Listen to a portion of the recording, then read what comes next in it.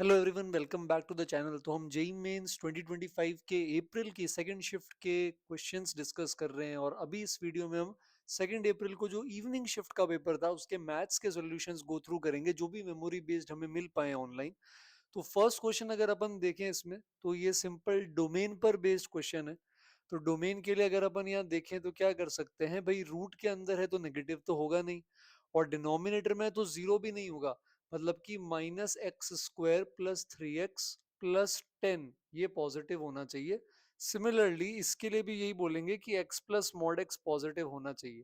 अब x plus mod x में देखो कि अगर नेगेटिव हुआ तो ये -x खुलेगा, मॉड x का साइन चेंज होगा और ये कैंसिल होके जीरो हो जाएगा, या x जीरो हुआ तो भी जीरो हो जाएगा। तो ये वाली बात तभी सेटिस्फाई होगी जब x पॉजिटिव होगा। और रही बात इसके लिए, तो इसको दोनों साइड -1 से मल्टीप्लाई कर देंगे तो x² माइनस 3x माइनस 10 ये लेस देन जीरो आ जाएगा। इसके फैक्टर्स हो जाएंगे, एक हो जाएगा x माइनस 5 का फैक्टर, एक हो जाएगा x प्लस 2 का फैक्टर लेस देन जीरो, और यहाँ -2 और 5 ये आ जाएगा। अब यहाँ पे प्लस माइनस प्लस इस तरह से अगर अपन करें तो लेस देन जीरो के लिए ये नेगेटिव वाला पार्ट आ जाएगा -2 से 5। तो सेकंड इसके लिए -2 से 5 चाहिए और इसके लिए x ग्रेटर देन जीरो चाहिए। तो दोनों का अगर अपन यहाँ पर कॉमन लें तो इसके केस में 0 से 5 आ जाएगा, तो a हो जाएगा 0, b हो जाएगा 5। तो बहुत ही सिंपल डोमेन बेस्ड क्वेश्चन था, ये आई थिंक सभी ने सही कर लिया होगा। सेकंड पर आते हैं। ये भी एनसीईआरटी लेवल का कोऑर्डिनेट का सवाल है कि भाई एसेंट्रिसिटी बताएं आप एलिप्स की जिसमें length of minor axis is 1/4 of distance between their foci. तो माइनर एक्सिस की लेंथ 2b होती है ना, और डिस्टेंस बिटवीन फोकाई प्लस ए और माइनस ए के बीच का डिस्टेंस 2 ए होता है ना। तो ये बन जाएगा 1/4 ऑफ 2 ए ऐसा। तो यहां से ये 2 कट हो जाएगा, तो b बाय ए की वैल्यू e/4 आ जाएगी। अब आप वो फॉर्मूला यूज कर लीजिए कि 1 minus B square by A square ये एसेंट्रिसिटी होता है। तो b बाय ए की जगह हम e/4 रख देंगे, यहां से हम एसेंट्रिसिटी निकाल सकते हैं। तो ये भी एनसीईआरटी लेवल का सिंपल क्वेश्चन था। थर्ड में बोल रहा है टू वेक्टर्स हैं ए और बी, और एक सी वेक्टर है जो कि कुछ इस तरह है कि ए माइनस सी का अगर क्रॉस करें अपन बी के साथ तो ये वेक्टर आ जाता है, और बी क्रॉस सी हमें निकालना है, क्योंकि अगर बी क्रॉस सी आ गया, डी वेक्टर आ गया, तो फिर हम ए डॉट डी यहाँ पर कैलकुलेट कर पाएंगे। तो ये वेक्टर इक्वेशन है। तो अपन यहाँ बोथ साइड किसी भी वेक्टर के साथ डॉट कर सकते हैं, या बोथ साइड किसी भी वेक्टर के साथ क्रॉस कर सकते हैं। तो अभी हम ए के साथ डॉट करते हैं। ये वाला जो वेक्टर है लेफ्ट साइड में, ये एक्चुअली ए क्रॉस बी माइनस सी क्रॉस बी। तो अगर आप ए के साथ डॉट करोगे ना तो A dot A cross B बनेगा, और माइनस में आपके पास A dot C cross B बनेगा, ऐसा है ना। और ये राइट साइड में ए dot 5i minus 2j plus 3 के इसके बराबर आ जाएगा, इस तरह से। तो A dot A cross B तो जीरो हो जाएगा, ए क्रॉस बी ए के परपेंडिकुलर है। A dot C cross B बचेगा, जिसको box of A C B लिख सकते हैं, और माइनस साइन भी है तो minus of box A C B हो जाएगा। Minus of box A C B को आप plus of box A B C B लिख सकते हैं, प्रॉपर्टी होती है। और इधर ए का डॉट कर सकते हैं क्योंकि ए वेक्टर हमें पता है, तो इसका डॉट हो जाएगा 5i माइनस 2j प्लस 3 के साथ। तो 5 माइनस 4 प्लस 9 ऐसा आ जाएगा, जिसकी वैल्यू हो जाएगी इक्वल टू 10। और आपसे जो पूछा ए डॉट डी, क्योंकि ए है बी क्रॉस सी, तो ए डॉट बी क्रॉस सी भी बॉक्स ए बी सी ही है, इसलिए मैंने बोथ साइड ए के साथ डॉट किया था। तो इसमें आपको बस वेक्टर इक्वेशन के बोथ साइड ए से डॉट करना है। फोर्थ क्वेश्चन अगेन बहुत ही सिंपल है, माइनस ए से इंटीग्रेशन करना है आई में। तो यहाँ पर अपन माइनस ए से वाली प्रॉपर्टी लगा देंगे, माइनस ए से एफ एक्स के इंटीग्रेशन को लिख सकते हैं हम 0 से ए। फिर यहाँ पर आ जाता है एक टर्म एफ ऑफ एक्स का, और प्लस में एक टर्म आ जाता है F of minus x. F of minus x में एक्स की जगह माइनस एक्स आता है, तो 9x² के साथ 5 की पावर माइनस एक्स आ जाएगा। तो अगर आप 9x² कॉमन लेकर बेटा एलसीएम लेंगे इसको 1/5 की पावर एक्स लेकर, तो ऊपर भी 1 प्लस 5 की पावर एक्स आएगा, ऐड करने पे नीचे भी वही आएगा और ये चला जाएगा। तो 9x² का सिंपल इंटीग्रेशन 0 से 2 हम इजीली कैलकुलेट कर सकते हैं। तो फोर्थ क्वेश्चन सिंपल प्रॉपर्टी पर बेस्ड था, आराम से सॉल्व कर सकते हैं। फिफ्थ में मीन वेरिएंस का फॉर्मूला लगने वाला है। 8 ऑब्जर्वेशन है, इनका हमें मीन पता है, वेरिएंस पता है, तो फॉर्मूला लगा दो।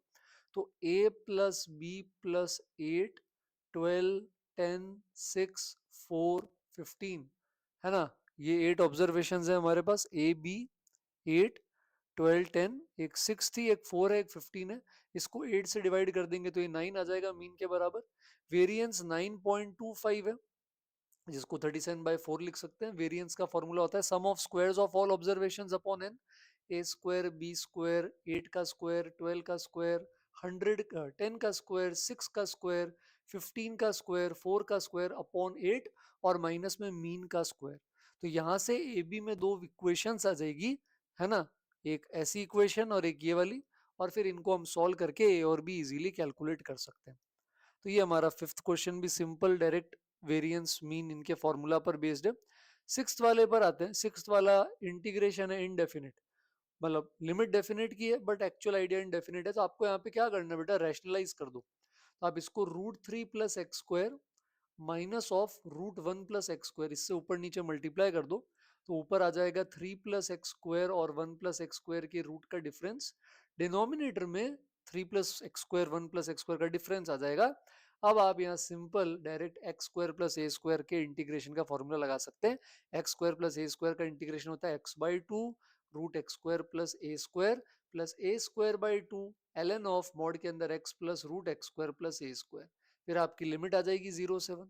ऐसा ही 1 + x² में भी लगा देंगे। तो ये इनडेफिनिट इंटीग्रेशन का सिंपल सवाल हो गया रैशनलाइजेशन के बाद। सेवेंथ इनवर्स ट्रिग्नोमेट्री पर बेस्ड है। तो आपको यहाँ पर बोला गया है कि x और y में आपको रिलेशन बनाना है। तो आप cos ऑफ, इसको एंगल है, इसको b मान लो। तो cos a + b हम सबको आता है, cos a + b होगा cos a, जो कि cos 60 डिग्री है।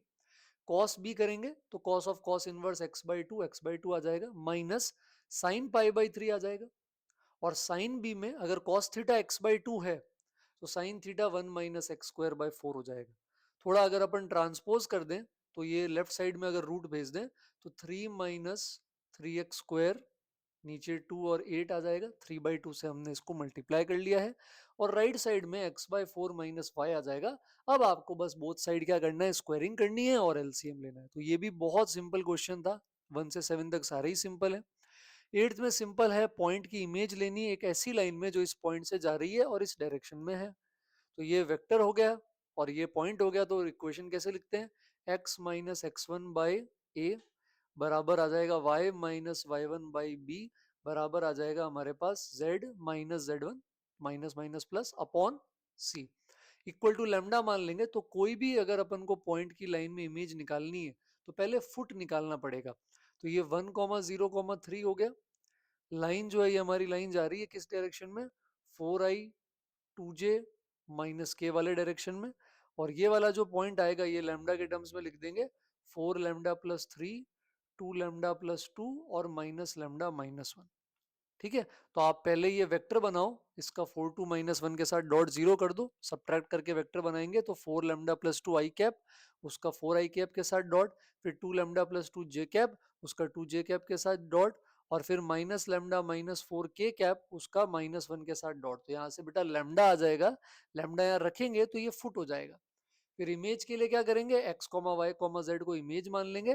तो x, y, z और 103 का जो मिड पॉइंट है वो फुट के बराबर कर लेंगे, वहां से इमेज आ जाएगी। कैलकुलेशन नो डाउट यहाँ पर थोड़ी सी रहेगी, लैम्डा फ्रैक्शन में आएगा, फुट फ्रैक्शन में आएगा, फिर मिड पॉइंट फॉर्मूला रहेगा। बट अगेन सिंपल स्टैंडर्ड सवाल है। नाइन्थ में x² = 4y वर्टिकल पैराबोला है और बोल रहा है कि ये इंटरसेक्ट कर रहा है y बराबर 2x+6 को a और b पे सेकंड क्वाड्रेंट में कर रहा है। तो इंटीग्रेशन बताना है। तो अगेन बहुत सिंपल है, y की जगह हम 2x+6 रख देंगे तो इधर इंटू 2 इंटू x+6 आ जाएगा ऐसा। फिर एक तरफ ले जाएंगे तो ये हो जाएगा x² - 8x - 48। तो यहाँ से x का अपन फैक्टराइजेशन कर पाएंगे। तो x की दो वैल्यू आएगी, एक आएगी 12 और एक आएगी -4। हमें x नेगेटिव वाला लेना है क्योंकि सेकंड क्वाड्रेंट में बोल रहा है। तो हम लेंगे x इक्वल टू -4 जिसपे y 4 आ जाएगा। तो a हो गया हमारा -4, b हो गया 4। तो ये इंटीग्रल बन जाएगा -4 से 4। अब ये बिल्कुल वैसा ही इंटीग्रेशन है जो थोड़ी देर पहले भी अपन ने सॉल्व किया था। तो आप -a से a वाली प्रॉपर्टी लगाएंगे तो ये 0 से 4x⁴ dx का ही इंटीग्रेशन बन जाएगा, जिसका अपन इंटीग्रेशन बड़े ही आराम से कैलकुलेट कर सकते हैं। तो सिंपल था ये सवाल भी। 10th पे आ जाते हैं। तो यहाँ फिर से सीरीज एक्सपेंशन लग सकता है, 0/0 की फॉर्म बनेगी, बननी चाहिए क्योंकि नीचे 0 है और लिमिट फाइनाइट है। तो अपन x⁴ तक एक्सपेंशन लिख सकते हैं, है ना, या LH भी लगा सकते हैं, वो भी चलेगा। तो जैसे नीचे 0 पे 0 आ रहा है, ऊपर रखें अगर तो 1 प्लस ए माइनस बी आ रहा है, तो इसको 0 होना चाहिए, यानी b बराबर 1 प्लस ए होना चाहिए। अब अपन यहाँ पर चाहें तो LH भी लगा सकते हैं, डिफरेंशिएशन कर सकते हैं ऊपर नीचे, तो जैसे cos 2x का डिफरेंशिएशन कर दिया हमने, तो ये हो जाएगा -2 sin 2x। फिर चेन रूल से अगला आ जाएगा 4a cos क्यूब x के साथ माइनस साइन x, यहाँ से b चला जाएगा और नीचे आपके पास आ जाएगा 4x क्यूब। ऐसा डिफरेंशिएशन करने के बाद तो एक रिलेशन तो नो डाउट हमारे पास था, एक और रिलेशन अभी चाहिए। अभी भी यहाँ पर 0/0 बन रहा है, तो आप यहाँ पे जैसे इसको sin 2x को 2 sin x cos x लिख दें, तो यहाँ से क्या होगा बेटा, आपका 4 sin x ना कॉमन आ जाएगा, तो 4 sin x कॉमन आएगा, अंदर माइनस cos x और माइनस का I think 4a cos cube x, इस टाइप का कुछ तो बनेगा एक्सप्रेशन, है ना। तो इस तरह का कुछ हमारे पास यहाँ पर बन जाएगा। नहीं, 4 कॉमन ले लिया था तो 4 भी नहीं होगा, और नीचे 4x क्यूब है। अब क्या होगा ना, यहाँ साइन एक्स एक एक्स को खा जाएगा, वो स्टैंडर्ड लिमिट में काम आ जाएगा, तो नीचे यहाँ एक्स स्क्वायर बचेगा जो 0 पे 0 जा रहा है, तो अभी भी इसको 0 जाना पड़ेगा। तो अभी भी अगर अपन यहाँ एक्स को 0 रखें तो इस ब्रैकेट में इसकी वैल्यू 0 जानी चाहिए। तो यहाँ से हमारे पास a की वैल्यू आ जाएगी और -1 आएगी वो, और फिर यहाँ रखने पे b 0 हो जाएगा, फिर इसका सम निकाल सकते हैं आप। इसकी जगह एक डिफरेंशिएशन के बाद सीरीज एक्सपेंशन भी कर सकते थे। 11th के अंदर वीएन मेथड से सीरीज का समेशन करना है, तो पहले जनरल टर्म लिखेंगे, ऊपर 1 2 3 ऐसे चल रहा है, इसको आर बोल सकते हो, और नीचे 4r की पावर 4 प्लस 1 है। तो अपन को फैक्टर्स को स्प्लिट करना रहता है ऐसे क्वेश्चन में, तो अपन यहाँ पे क्या करेंगे फैक्टराइजेशन के लिए, इसमें 4r स्क्वायर ऐड सब्ट्रैक्ट कर देंगे ताकि यहाँ पर आइडेंटिटी बन सके। तो ये जो पार्ट है हमारा, ये 2r स्क्वायर प्लस 1 का होल स्क्वायर है, और 4r स्क्वायर जो है ये 2r का होल स्क्वायर। तो यहाँ A square minus B square लग जाएगा, तो एक टर्म बनेगा ए माइनस बी और दूसरा टर्म बन जाएगा ए प्लस बी। अब इनका डिफरेंस ऊपर क्रिएट करना होता है, इनका डिफरेंस 4r आ रहा है, तो अपन यहाँ पहले 4 से डिवाइड मल्टीप्लाई कर देंगे। अब आप इस 4r को, अगर मान लो ये आपका टर्म बन गया b और ये a है, तो आप इसको a माइनस बी लिख सकते हैं। तो इसकी हेल्प से क्या होगा, a minus B upon A B split हो जाएगा 1/4 बाहर रहते हुए, ये स्प्लिट हो जाएगा 1/b माइनस 1/a में, यानी कि 1/2r square plus 2r plus 1 और 1/2r square minus 2r plus 1 के डिफरेंस में अब जब आप यहाँ पे टर्म्स रखेंगे तो आपके 1 से 10 तक रखने पर ऑल्टरनेट टर्म्स कट हो जाएंगे और फर्स्ट और लास्ट के अलावा सब कुछ आपका चला जाएगा, यहाँ माइनस यहाँ प्लस आएगा। तो फर्स्ट टर्म बचेगा 1/1 और लास्ट में बचेगा 1/221, उनका डिफरेंस कर लेंगे और बाहर 4 से डिवाइड करेंगे, तो 55/221 आपका फाइनल आंसर आ जाएगा। तो इसकी भी अगर आपने फैक्टराइजेशन की प्रैक्टिस करी है तो ये भी मोस्ट प्रोबेबली इजी रहा होगा। अगला प्रोबेबिलिटी का सवाल है जिसमें bag is randomly selected, 3 bag हैं, सब में रेड ब्लू ग्रीन के अलग अलग नंबर्स हैं। Probability that ball is selected from, और ये दे रखा है कि if drawn ball is red, ये ऑलरेडी गिवन है कि बॉल रेड आई है, तो क्या प्रोबेबिलिटी है कि वो बैग 1 से है, वो पी है। और अगर बॉल ऑलरेडी ग्रीन है तो क्या प्रोबेबिलिटी वो बैग 3 से है। तो बेस थ्योरम का सवाल हो गया बेटा, लेकिन 2 बार लगानी है। तो पहले रेड बॉल आने की टोटल प्रोबेबिलिटी देख लेते हैं, वो नीचे आ जाएगी।